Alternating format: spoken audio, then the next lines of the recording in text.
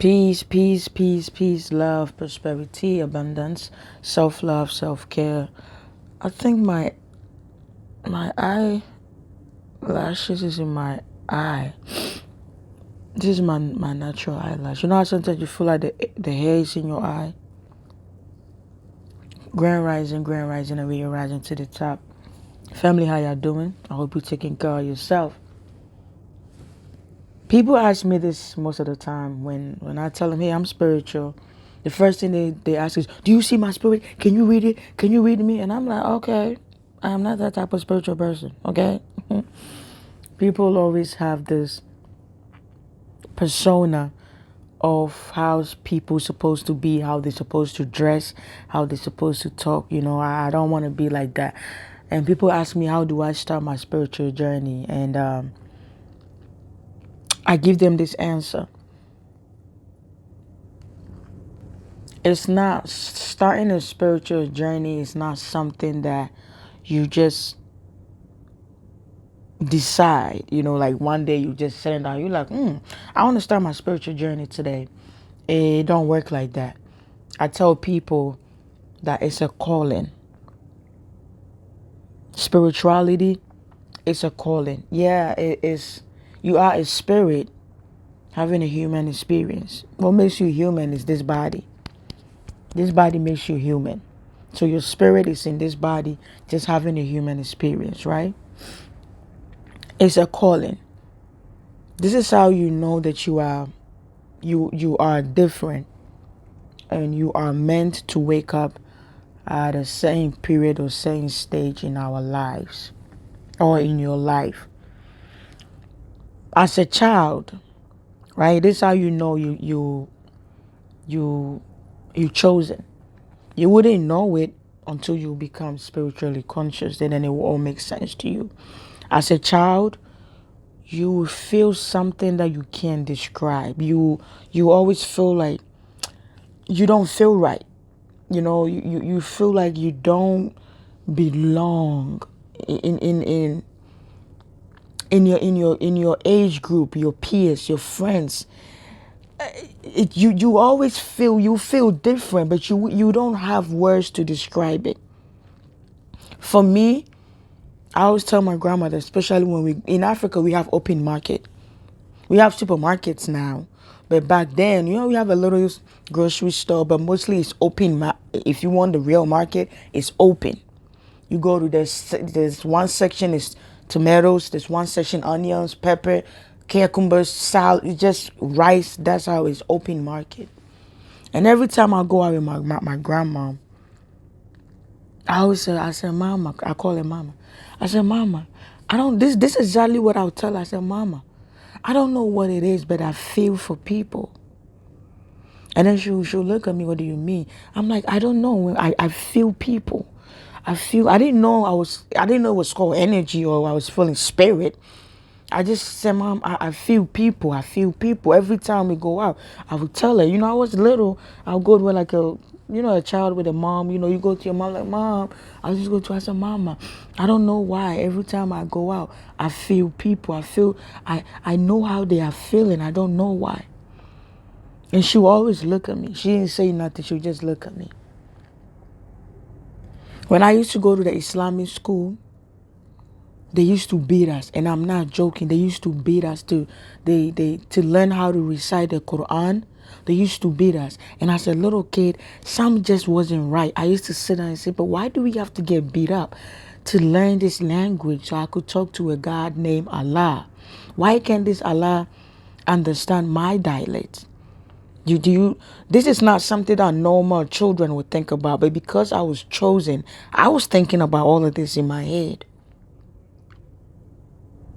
Right?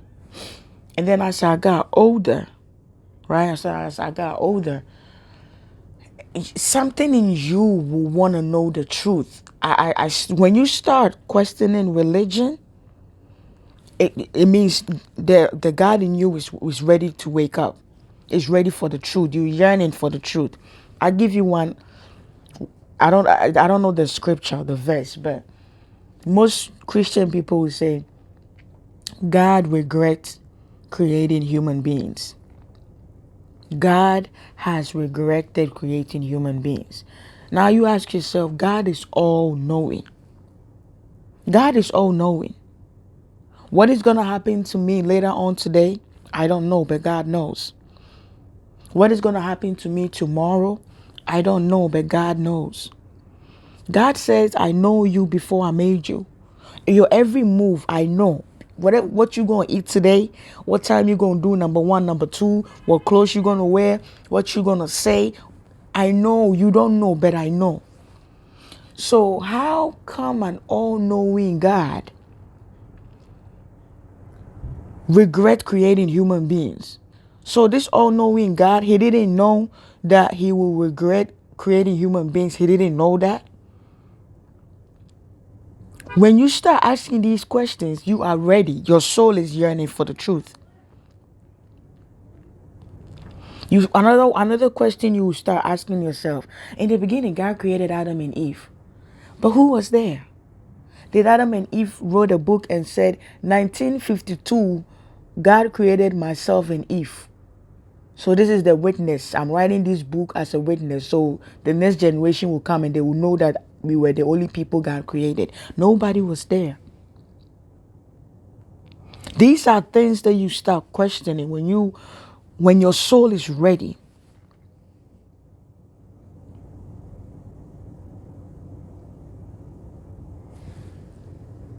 Sodom and Gomorrah, God destroyed the city because according to the Bible, they say, because they were gay and they were lesbians. So you ask yourself, so the animals, the cats, the dogs, the birds, they were also gay and lesbian? So God killed all these innocent, even babies that were born, newborns that were born, God destroyed all of them.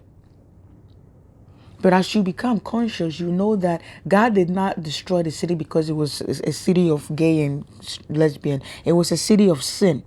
There were molestation, there were grape. If you know what grape, put it, you know what that means? S.A. somebody. There were corruption, there was stealing, there were abuse. They're not talking about that. You want to know. You want to know the things that don't make sense. Your soul is yearning for the truth. If you are experiencing this, then you are ready for spiritual awakening. Why will God approve of slavery?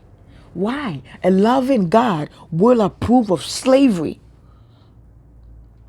And before my black people come at me, once upon a time, white people were slaves too. So what kind of God will approve of slavery? These are some of the things that your soul will start asking questions because your soul needs to be fed. And it needs to be fed with truth, not lies. Why will God say, go to work and give me 10% of your money when riches belongs to God? When God don't even need your money. God don't need money. God is not a human being.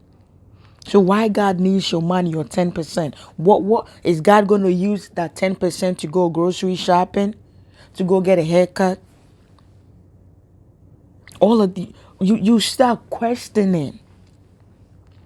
So again, spirituality is not like a prescription you could go to the store and say, hey, I'm buying spirituality. No, you don't. It's really a way of life.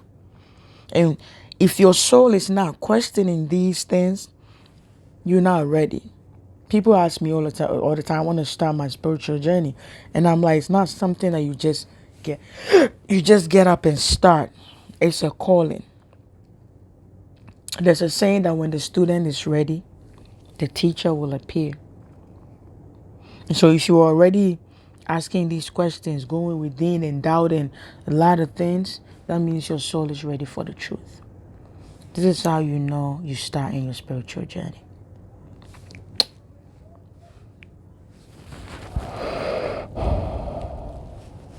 You are beautiful, you are perfectly made, and you are wonderfully made. Okay? One love.